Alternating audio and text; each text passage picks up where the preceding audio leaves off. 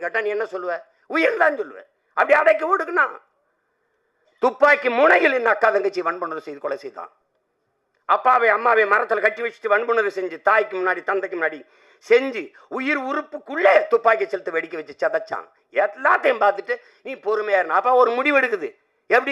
எப்படி கலியபெருமாள், எப்படி தமிழரசனோ அந்த வழியிலே ஒரு வீரன் வர்றான். அவன் தான் பிரபாகரன். என்ன முடிவு எடுக்கிறான்? எந்த ஆயுதத்தை வைத்து நம் இன மக்களை அழித்து ஒழிக்க துடிக்குதோ சிங்களம், அதே ஆயுதத்தை எடுத்து தற்காப்பதை தவிர வழி இல்லை.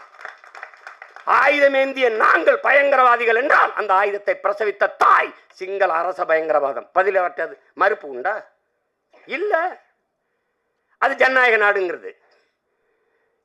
தமிழர்களின் பூர்வீக நிலத்தில் அண்டி ஒண்டி வாழ வந்த நீ என்னை இரண்டாம் தர குடிமக்களாக்கி என் மொழியை தூக்கி தள்ளி அதே தான் அங்கேயும் நடக்குது.